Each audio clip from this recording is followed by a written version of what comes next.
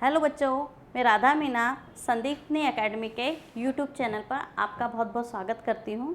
बच्चों, जो अभी हम बात कर रहे हैं, हम पढ़ रहे हैं शब्द। क्या पढ़ रहे हैं? शब्द पढ़ रहे हैं।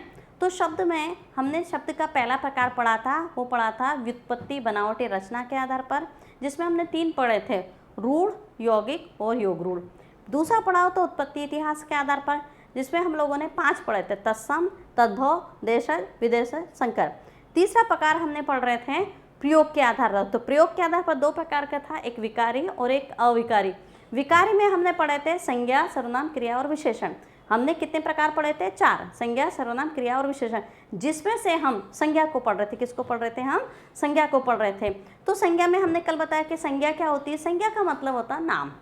मैंने कल बताया समधन ज्ञा। समधन ज्ञा का मतलब सम्यक ज्ञान। बोले सम्यक ज्ञान किसका? बोले सम्यक ज्ञान होता है नाम का। बोले किसका नाम? किसी का भी नाम, किसी वस्तु का, व्यक्ति का, स्थान का, किसी का भी नाम क्या हो जाता है? संज्ञा हो जाता है। फिर हमने उसके आधार पर पढ़ा था कि संज्ञा कुल कितने प्रकार की होती है। तो संज्ञा हमने बताई थी कुल 3 प्रकार की होती है, व्यक्तिवाचक, जातिवाचक और भाववाचक। और व्यक्तिवाचक को हमने फिर 2 भागों में बांटा था, एक था भाववाचक और एक क्या था? समूहवाचक और धातु या द्रववाचक की हम बात करते हैं। ठीक है, कल हमने पढ़ लिया था। आज हम संज्ञा के विशेष प्रयोग की बात करते हैं। वो हमने पढ़ लिए सारे। आज संज्ञा के विशेष प्रयोग की बात करते हैं। कभी कभी व्यक्तिवाचक संज्ञा का जो है जातिवाचक संज्ञा के रूप में उपयोग किया जाता है। लगता ऐसा लगता है कि जैसे नाम लिखा है जयचंदो, हरिश्चंदो, रावणो, कंसो, विभीषणो, रामो, ये ऐसे लगते हैं। नाम से कैसा लग रहा है? नाम से लग रहा है कि ये जाति जो है व्यक्तिवाचक। नाम से लग रहा है कि व्यक्तिवाचक है। दिख रहे हैं? ये व्यक्तिवाचक लग रहे हैं, लेकिन होते हैं जातिवाचक। अर्थात ऐसे शब्द जो दिखने में तो व्यक्तिवाचक होते हैं, लेकिन उपयोग किस रूप में किया जाता है? जातिवाचक। जैसे हम बात कर रहे हैं कि आज देश में जयचंदों की कमी नहीं है। जयचंदों की कमी नहीं। क्या बोला? जयचंदों की कमी नहीं है। आज भी हरिश्चंदों की कमी नहीं है। आज भी रावण पैदा होते हैं। कंसों की कमी नहीं है। ठीक है, विभीषणों की कमी नहीं है। तो आप देख रहे हैं जयचंदों, हरिश्चंदों, रावणों, कंसों या विभीषणों की कमी नहीं है। ये जो शो करता है, ये करता है उसके यहाँ जय होता है जो है विश्वासघाती व्यक्ति की हम बात करते हैं। विश्वासघाती व्यक्ति की बात करते हैं। हरिश्चंद्रों की बात कर, सत्यनिष्ठ व्यक्ति की बात करते हैं। सत्यनिष्ठ व्यक्ति की बात करते हैं। रावणों की बात करते हैं, अत्याचारी व्यक्ति की बात करते हैं। ठीक है, कंसों की बात करते हैं, अत्याचारी की बात कर, विभीषणों की बात करते हैं, गद्दारों की बात करें, रामों की बात करते हैं, तो पुरुषोत्तम यानी उत्तम पुरुषों में उत्तम की बात करते हैं। तो क्या लग रहा है कि दिखाई तो क्या देता है? दिखाई देता है कि ये क्या होता है? दिखाई देता है कि ये किस आधार पर है? व्यक्तिवाचक। लेकिन होता क्या है? जातिवाचक के आधार पर किए जाते हैं। तो जैसे आप देखेंगे कि जैसे यहाँ पर जयचंदों से होती है। जयचंदों का मतलब होता है विश्वासघाती व्यक्ति। दूसरी बात, हरिश्चंद्र व्यक्तियों की है। रावण और कंसों के कमी नहीं, अत्याचारी व्यक्ति की बात कर, विभीषण की कमी नहीं, गद्दारों की बात करें या कर्ण की बात करें, कर्णों की कमी है, दानवीर कर्ण की बात करते हैं। तो जब भी किसी उदाहरण में आपको नाम के साथ में क्या क्या आता है? नाम के साथ यदि वो बहुवचन के रूप में उपयोग किया है, क्या बोल रहे हैं? नाम तो है लेकिन बहुवचन के रूप में उपयोग किया जाता है, तो वो क्या हो जाएगा?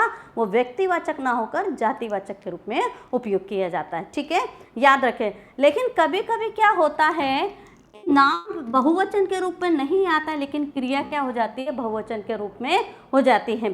जैसे कुमार पैदा होते हैं। ठीक है, आज भी श्रवण कुमार पैदा होते हैं। तो यहाँ आप देख रहे हैं श्रवण कुमार जो है ये एक वचन के रूप में, लेकिन क्रिया क्या होते हैं बहुवचन के रूप में आती है। तो जब कभी भी नाम तो ये जो है वो एक वचन के रूप में, लेकिन यदि क्रिया बहुवचन के रूप में होती है तो क्या हो जाएगी? जातिवाचक। आपसे प्रश्न यही पूछे जाते हैं कि इस जो वाक्य दिया है या ये जो उदाहरण दिया है ये व्यक्तिवाचक है, जातिवाचक है, भाववाचक, किस रूप में है।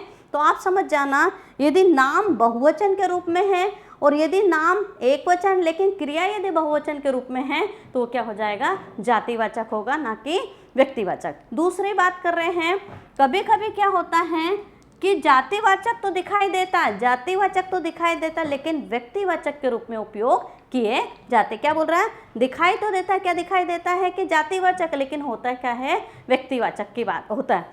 तो देखिए अभी आप जैसे हमने बोला है देश के प्रथम प्रधानमंत्री पंडित जी थे, पंडित जी थे। अब यहाँ पंडित जी क्या लग रहा है कि जातिवाचक के रूप में है, ठीक है। दूसरा है गोस्वामी जी ने रामचरितमानस की रचना की, मानस की रचना की, ठीक है, या गोस्वामी की बात कर रहे हैं, ठीक है। तीसरी बात, सरदार ने स्वतंत्रता में महत्वपूर्ण योगदान दिया।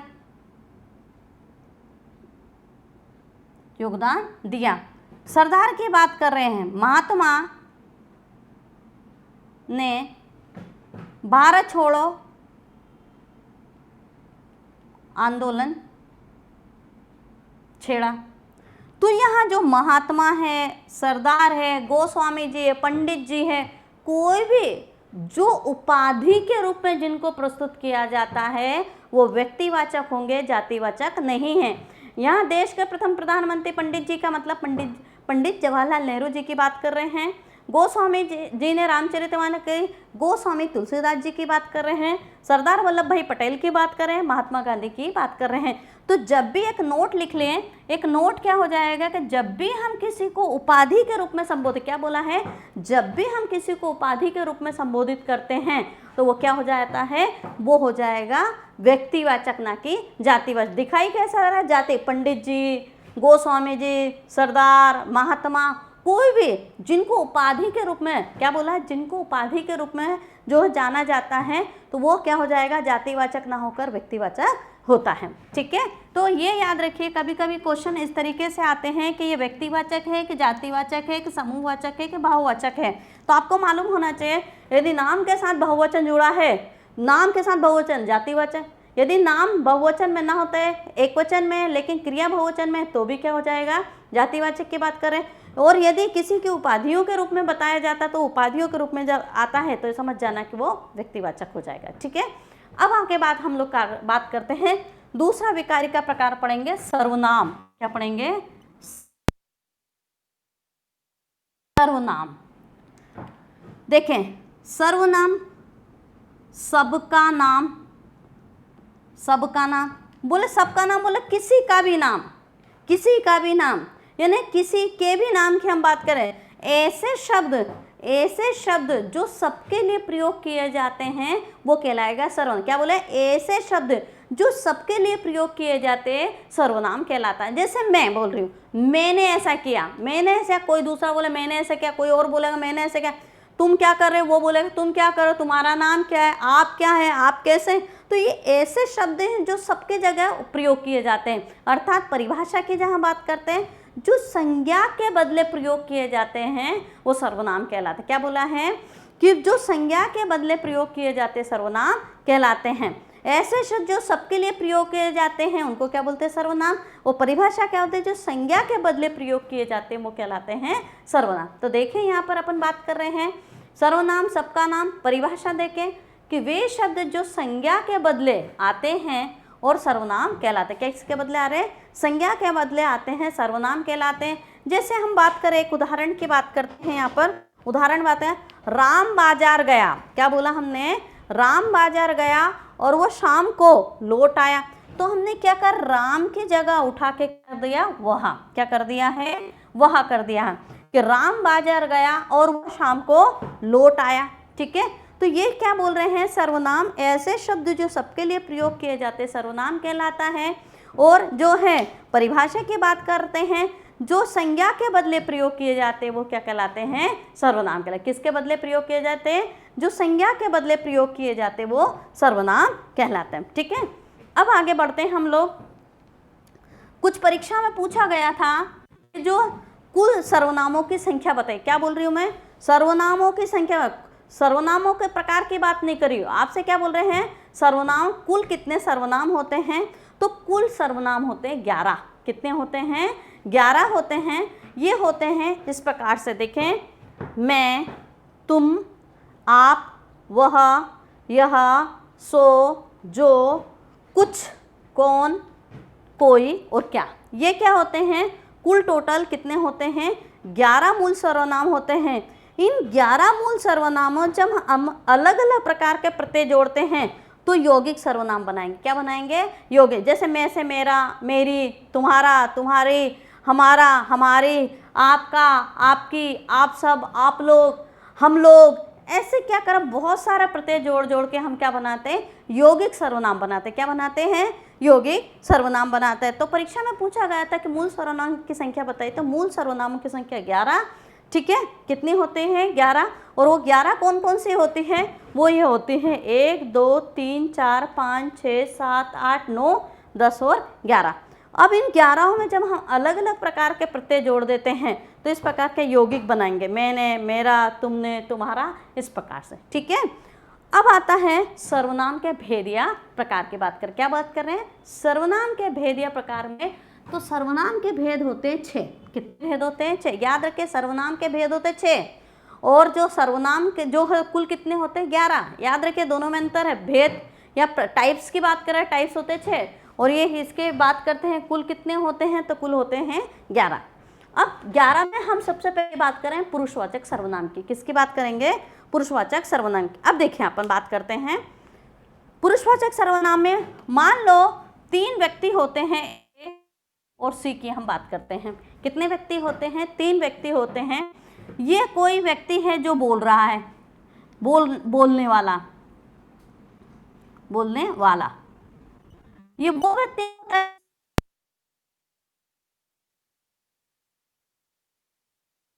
है जिसके बारे में चर्चा की, क्या हो गया? जिसके बारे में क्या हो रही है? चर्चा की जा रही है, जिसकी क्या हो रहे हैं? ठीक है, याद रखें। तो एक व्यक्ति होता है जो बोल रहा है, एक व्यक्ति वो होता है जो सुन रहा है और एक वो व्यक्ति वो होता है जिसकी हम क्या कर रहे हैं? चर्चा कर रहे हैं। ठीक है, अब बोलने वाला जो होता है, बोला जाता है वक्ता। मैं बोल रही हूँ तो मैं हूँ वक्ता, आप लोग सुन रहे हैं, आप है श्रोता। मैं बोल रही हूँ इसलिए मैं वक्ता और आप लोग सुन रहे हैं तो आप हो जाएंगे श्रोता। तो सुनने वाले की हम बात करते हैं, सुनने वाला हो जाएगा श्रोता। ठीक है, अब किसी ऐसे चर्चा कर रहे हैं तो गैर हाजिर है। तो ऐसे शब्द जो वक्ता अपने लिए प्रयोग करता है, क्या बोल रहे हैं? ऐसे शब्द जो वक्ता अपने लिए प्रयोग करता है उसको बोला जाता है उत्तम पुरुष। क्या बोलते हैं? उत्तम पुरुष। ऐसे शब्द जो श्रोता के लिए उपयोग किए जाते हैं, क्या बोले हैं? ऐसे शब्द जो श्रोता के लिए प्रयोग किए जाते हैं वो हो जाएगा मध्यम पुरुष। और ऐसे शब्द जो गैर हाजिर व्यक्ति के लिए प्रयोग किए जाते हैं वो कहलाएगा अन्य पुरुष। तो वक्ता के लिए प्रयोग किया जाएगा वो कहलाएगा उत्तम पुरुष, दूसरा श्रोता के लिए किया, और जो गैर हाजिर व्यक्ति की बात कर रहे हैं वो अन्य पुरुष के अंतर्गत आ जाता है। ठीक है, इसकी अपन बात कर रहे हैं। तो परिभाषा भी आप देखेंगे कि वे शब्द जो बोलने वाला स्वयं के लिए, श्रोता के लिए और अन्य व्यक्ति के लिए उपयोग में लाता है उसको बोला जाता है पुरुषवाचक सर्वनाम। क्या बोलते हैं? पुरुषवाचक सर्वनाम। और पुरुषवाचक सर्वनाम कितने प्रकार का होता है? तो पुरुषवाचक सर्वनाम हो जाएगा 3 प्रकार। कितने प्रकार का होता है? 3 प्रकार। उत्तम पुरुष, मध्यम पुरुष और अन्य पुरुष। उत्तम पुरुष क्या होता है कि ऐसे शब्द जो वक्ता स्वयं के लिए प्रयोग है, जैसे मैंने, मेरा, मेरी, ये मेरे, हमारा, हमारी, ये क्या है? ये वक्ता खुद के लिए प्रयोग करे। तुम, तुम्हारा, तुम, आपका, आपकी, ये क्या होता है? सुनने वाले के लिए। वे, वह, वे, तो ये किसके बात कर रहे हैं? गैर हाजिर व्यक्ति की बात कर रहे हैं। तो जो वक्ता स्वयं के लिए प्रयोग करेगा वो उत्तम पुरुष, श्रोता के लिए करेगा मध्यम पुरुष, और गैर हाजिर व्यक्ति के लिए प्रयोग करेगा वो अन्य पुरुष के अंतर्गत आ जाता है। ठीक है, चलिए बच्चे, अब हम लोग बात करते हैं, हमने पढ़ा है पुरुषवाचक सर्वनाम। तो पुरुषवाचक सर्वनाम में मैंने आपको बताया था कि ऐसे शब्द जो वक्ता के लिए प्रयोग किए जाते हैं वो उत्तम पुरुष कहलाते हैं। जैसे मैं, हम, हमने, मेरा, मेरी, हमारा, हमारी, ये किसकी बात कर रहे हैं? उत्तम पुरुष की बात कर रहे हैं। दूसरे की बात करते हैं मध्यम पुरुष। मैंने पहले बोला जो सुन रहा है वो श्रोता, श्रोता अर्थात मध्यम पुरुष। तो ऐसे शब्द जो श्रोता के लिए प्रयोग किए जाते हैं वो मध्यम पुरुष के अंतर्गत आते हैं। जैसे तुम क्या कर रहे हो, तुम्हारा नाम क्या है, आप लोग कैसे हैं, आप सब कैसे हैं, आप सब, आप लोग, तुम, तुम्हारा, ये किसकी बात कर? जो सुन रहा है, श्रोता है, तो उसके लिए जो प्रयोग किया जाता है वो कहलाएगा मध्यम पुरुष। तो जैसे देखिए, श्रोता के लिए तू, तुम, आप, तुम्हारा, तुम्हारी, आप लोग, आप सब, आपका, आपकी, ये सारे किसके लिए किए जाते हैं? मध्यम पुरुष के लिए। और एक ऐसे शब्द जो गैर हाजिर व्यक्ति के लिए प्रयोग किए जाते हैं वो कहलाएगा अन्य पुरुष। जैसे ये, यहाँ, वहाँ, वे, उसका, उसकी, ये किसकी बात कर रहे हैं? अन्य पुरुष की हम बात करते हैं। ठीक है, अब हम बात करते हैं, सबसे इंपॉर्टेंट है कि दूसरा प्रकार है, ये तो हमने पढ़ा पुरुषवाचक सर्वनाम की बात कर, दूसरा पढ़ेंगे निश्चयवाचक सर्वनाम की। किसकी बात करेंगे? दूसरा हो जाएगा निश्चयवाचक सर्वनाम। निश्चयवाचक सर्वनाम। अब निश्चयवाचक सर्वनाम, भाई निश्चितता किसके बताएंगे? बोले निश्चितता बताएंगे संज्ञा की। किसकी बताएंगे? संज्ञा की। तो किसी भी वस्तु या व्यक्ति की, क्या बोला हमने? किसी वस्तु या व्यक्ति की निश्चितता का बोध करवाने के लिए क्या कर रहे हैं? निश्चितता का बोध करवाने के लिए। लेकिन कैसे निश्चितता? पास या दूर। ठीक है, क्या बात कर रहे हैं? निश्चितता तो है लेकिन कैसी? पास या दूर की निश्चितता बताने की बात करें। तो ऐसे शब्द जो किसी वस्तु या व्यक्ति के पास या दूर की निश्चितता का बोध करवाने के लिए जिन शब्दों का प्रयोग किया जाता है वो निश्चयवाचक होता है। निश्चय, निश्चितता बता रहे, लेकिन किसकी? संज्ञा की। और कैसे? अर्थात किसी वस्तु या व्यक्ति के पास या दूर की क्या कर रहे हैं हम लोग? स्थिति बताने की कोशिश कर रहे हैं, वो कहलाएगा निश्चयवाचक। तो देखो, यह शब्द पास या दूर की वस्तु या व्यक्ति का निश्चितता का बोध करा। जैसे देखो, यह पेन है, अब पेन संज्ञा हो गई और यह क्या हो? निश्चित हो गया। यह बोर्ड है, यह बोर्ड है, ये बोर्ड है, संज्ञा है, और यह क्या है? निश्चितता बता रहा। वह कुर्सी है, वह कुर्सी, कुर्सी की विशेषता बता रहा, किसके द्वारा? वह के द्वारा। वह कैमरा है, वह कैमरा, कैमरे की विशेषता बता रहे, वह के द्वारा। तो यह और वह किसकी निश्चितता बता रहे हैं? संज्ञा की। अर्थात वस्तु या व्यक्ति की निश्चितता जिन शब्दों के द्वारा बताया जाता है उसको बोला जाता है निश्चयवाचक सर्वनाम। तो पास के यह, वह। ठीक है, तो पास के लिए तो यह और दूर के लिए मैंने क्या ला? वह बोर्ड है, वह एसी है, वह कैमरा है, तो वह दूर की है लेकिन दिखाई दे रहा हो। क्या हो? ऐसी चीज जो दिखाई दे रही है वो हो जाएगा निश्चित, दूर की वस्तु। और जो चीज, यह पेन है, मेरे हाथ में है, मेरे हाथ में क्या है? पेन है, तो ये पेन की विशेषता बता रहे हैं, ये क्या है? निश्चितता बता रहे कि यह बोर्ड है, बोर्ड दिखाई दे रहा है, पास में, निश्चित है, तो यह बोर्ड है। यह चित्र है, यह चित्र है। यह माइक है, तो यह माइक है, माइक निश्चित है, यह माइक है। यह और वह वस्तु की या व्यक्ति की निश्चितता का बोध करवाया जाता है, उसको बोला जाता है निश्चयवाचक सर्वनाम। तो वे शब्द जो पास या दूर की वस्तु का बोध करवाते हैं, तो यह और वह जो हो जाते हैं, ये क्या हो जाते हैं? निश्चितता। यह बोर्ड है, यह चित्र है, वह गाड़ी मोहन की है। अब याद रखिए, एक आया, ये क्वेश्चन आ चुका है,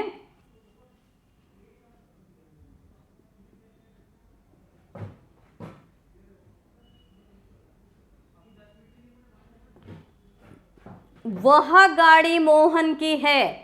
क्या है? वह गाड़ी मोहन की। अब इसमें से पूछा जाता है कि इसमें निश्चितता क्या है? तो निश्चितता के कब? जब हम गाड़ी पर अंडरलाइन करेंगे, गाड़ी पर अंडरलाइन करेंगे तो निश्चितता के बाद। लेकिन मोहन की बात करें, मोहन की मात्र चर्चा हो रही है, मोहन नहीं है, मोहन की चर्चा हो रही है, ये हो जाएगा अन्य पुरुष। याद रखिए, यदि हम बात कर रहे हैं कि वह गाड़ी मोहन की, यदि गाड़ी पर अंडरलाइन किया तो वह निश्चितता की बात करें, लेकिन जैसे पूछा मोहन पर अंडरलाइन किया, इस वाक्य में मोहन पर जब अंडरलाइन करते हैं तो मोहन पर जब भी अंडरलाइन करते हैं अन्य पुरुष, क्योंकि मोहन की यहाँ चर्चा हो रही है, गैर हाजिर व्यक्ति निश्चित यहाँ पर उपस्थित नहीं है। जब जो चीज उपस्थित नहीं जिसकी चर्चा होती है वो अन्य पुरुष के अंतर्गत हो जाएगा। तो हम मोहन की गाड़ी की चर्चा करें, मोहन की चर्चा नहीं कर रहे, यानी मोहन यहाँ पर क्या है, गैर हाजिर है, तो मोहन यहाँ हो जाएगा अन्य पुरुष के अंतर्गत। और गाड़ी की निश्चितता किसके द्वारा बताई जा रही है, वह के द्वारा। ठीक है, तो ये याद रखिए, निश्चितता के लिए हम क्या करते हैं, यहाँ और वह का प्रयोग करते हैं। ठीक है, अब तीसरा प्रकार की बात करते हैं अनिश्चय। अनिश्चय, ठीक है, अब देखिए फिर से वही वाली बात है अनिश्चय, तो देखेंगे अनिश्चितता की बात करते हैं, अनिश्चयवाचक सर्वनाम। फिर वही वाली बात है, किसकी अनिश्चितता, वस्तु और व्यक्ति की अनिश्चितता। ठीक है, वस्तु और व्यक्ति की अनिश्चितता की जब हम बात करते हैं तो हम इसके लिए दो शब्दों का बात करते हैं, कोई और कुछ। कुछ ऐसे शब्द होते हैं जो किसी व्यक्ति या वस्तु की अनिश्चितता का बोध करवाते हैं, उसको बोला जाता है अनिश्चयवाचक।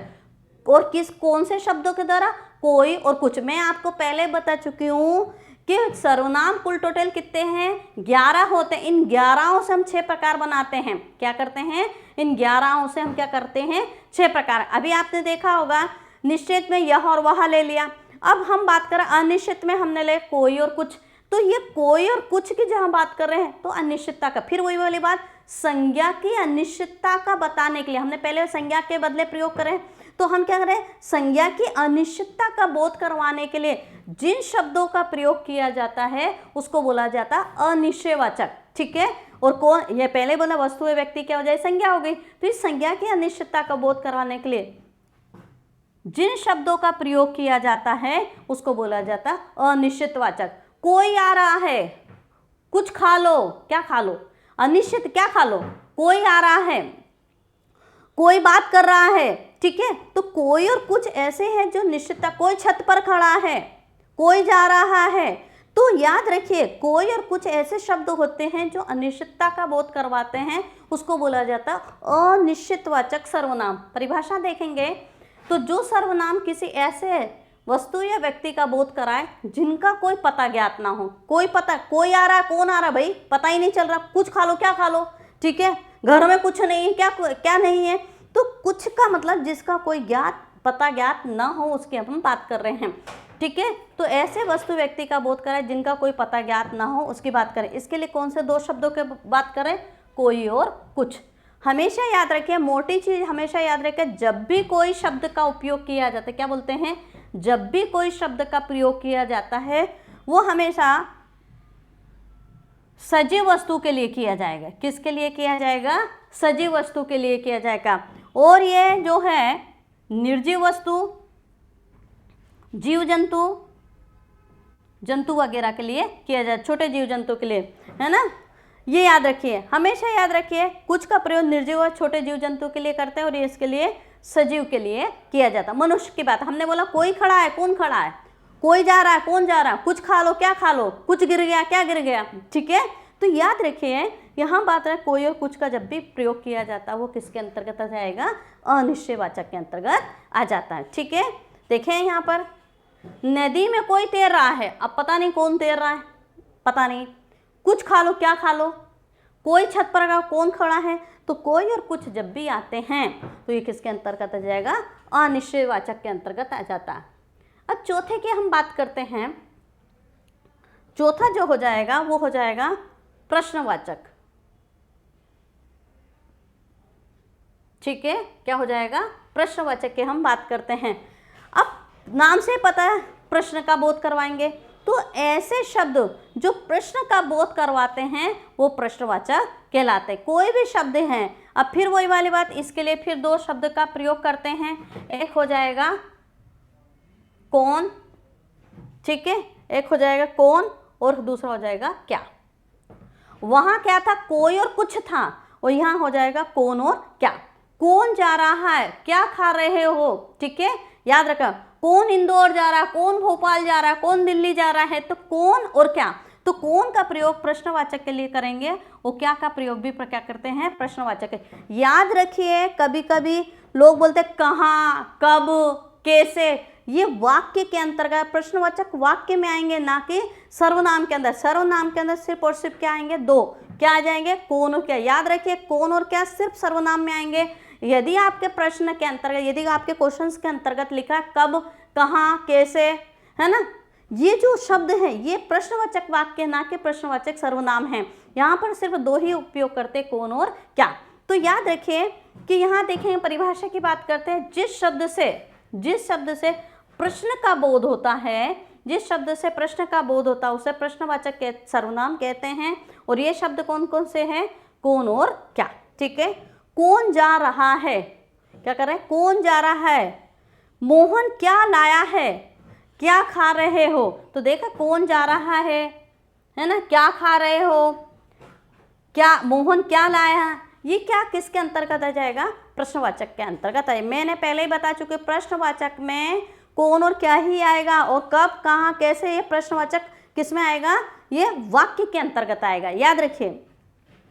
अब अपन बात करते हैं इसके अंतर्गत संबंधवाचक की बात करते हैं, संबंधवाचक सर्वनाम की बात करते हैं। तो ये क्या करते हैं, एक वाक्य ये है और एक वाक्य ये होता है। एक वाक्य क्या है, ये हो जाएगा, और दूसरा वाक्य हो जाएगा ये। दो वाक्य होते हैं, फर्स्ट वाला और ये। तो पहला और दूसरा वाक्य होता है। इन दोनों वाक्यों को जिन शब्दों के द्वारा जोड़ा जाए, एक शब्द ये हो जाए और एक शब्द ये हो जाए, है ना, जिन शब्दों के साथ जोड़ा जाए उसे बोला जाता है संबंध। संबंध स्थापित कर रहा है किसके द्वारा, दो शब्दों के द्वारा। किसमें, दो वाक्यों में। दो वाक्यों में जिन दो शब्दों के द्वारा संबंध बताया जाता है उसको बोला जाता है संबंधवाचक। क्या बोल रहे हैं परिभाषा, कि एक वाक्य ये है और दूसरा वाक्य है, इन दोनों वाक्यों में संबंध जिन शब्दों के द्वारा बताया जाता है वो संबंधवाचक सर्वनाम कहलाता है। याद रखिए, तो जो और सो जो होते हैं ये संबंधवाचक सर्वनाम के अंतर्गत आ जाएगा। जैसे जो करेगा सो भरेगा, क्या बोला है, जो करेगा सो भरेगा, जो सोता है वो खोता है। तो देख रहे हैं, जो करेगा सो भरेगा, जो सोता है सो खोता है। अब आपके क्या है, सर्वनाम में, संबंधवाचक सर्वनाम में क्या है, कहीं कहीं जैसी करनी वैसी भरनी, जैसा करोगे वैसा भरोगे, ठीक है, जिस पर बीतती है वही जानता है, जिसकी लाठी उसकी भैंस, ऐसे शब्द जो प्रयोग करते हैं वो मिश्र वाक्य के अंतर्गत आते हैं। लेकिन मिश्र वाक्य के उदाहरण भी हम लोग क्या करते हैं, यहाँ आपको देखने को मिल जाता है। लेकिन यदि वास्तव में हम संबंधवाचक सर्वनाम की बात करते हैं तो सिर्फ दो ही मिलते हैं, जो और सो। ठीक है, जैसा मैंने अभी आपको बताया है कि वहाँ वाक्य के, प्रश्नवाचक वाक्य के बात करते कब, कहाँ, कैसे मिलते हैं। लेकिन जब सर्वनाम की बात करते हैं तो यहाँ लिखा कौन और क्या। इसी प्रकार से जब हम संबंधवाचक सर्वनाम की बात करते हैं तो जो और सो मिलेगा। क्या मिलेगा, जो और सो मिलेगा। जैसी करनी वैसी बने, जिस पर बीतती है वही जानता है, जिसकी लाठी उसकी भैंस, ये बात तो मिश्र वाक्य में मिलेगा। आपको कहाँ मिलेंगे, मिश्र वाक्य। लेकिन उदाहरणों में इस प्रकार के मिल जाते हैं तो समझ जाना कि संबंधवाचक ही है। ठीक है, आगे हम बात करते हैं, छठा प्रकार हो जाएगा निजवाचक। छठा कौन सा हो जाएगा, निजवाचक की हम बात करते हैं। अब जैसे हमने बोला है मैं जाता हूँ, मैं जाता हूँ, मैंने अभी आपको बताया ऐसे शब्द जो वक्ता स्वयं के लिए उपयोग कर रहे हैं वो क्या है, उत्तम पुरुष। अभी मैं बोला मैं जाता हूँ, तो मैंने जैसे बोला मैं जाता हूँ तो मैं क्या हो जाएगा, उत्तम पुरुष हो जाएगा। होगा कि नहीं होगा। लेकिन जैसे ही मैं स्वयं जाता हूँ, मैं अपने आप जाता हूँ, मैं खुद जाता हूँ, मैं स्वतः जाता हूँ, यदि उत्तम पुरुष में, क्या बोला है, यदि उत्तम पुरुष में ये चार शब्द यदि जुड़ जाते हैं, क्या बोले हैं, होता उत्तम पुरुष ही। क्या होता, होता उत्तम पुरुष ही। लेकिन उस उत्तम पुरुष में यदि ये चार, मैं स्वयं चला जाता हूँ, मैं अपने आप चला जाऊँगा, मैं खुद चला जाऊँगा, मैं स्वतः ही चला जाऊँगा, तो जब स्वतः, खुद, अपने आप और जो है स्वयं, यदि ये चार शब्द उत्तम पुरुष के साथ जुड़ जाते हैं तो निजवाचक बन जाएगा। क्या बन जाएगा, निजवाचक बन जाएगा। होता उत्तम पुरुष ही है लेकिन जब इसके साथ और वक्ता का स्वयं का बोध करवाने के लिए इन 4 शब्द को जोड़ देते हैं तो क्या बन जाएगा, ये हो जाएगा स्वयं, अपने आप, खुद और स्वतः, और क्या बन जाएगा ये निजवाचक सर्वनाम। तो जब भी आपको प्रश्न में दिया गया है कि मैं खुद चला जाऊंगा तो समझ जाना निजवाचक, मैं अपने आप चला जाऊंगा समझ जाना निजवाचक, मैं अपने आप चला जाऊंगा तो निजवाचक हो जाएगा। यदि ये 4 शब्द उत्तम पुरुष में आते हैं तो समझ जाना ये निजवाचक के अंतर, और यदि ये नहीं आते तो समझ जाना ये उत्तम पुरुष है। इस प्रकार से सर्वनाम के जो 6 प्रकार हम लोगों ने पढ़े हैं।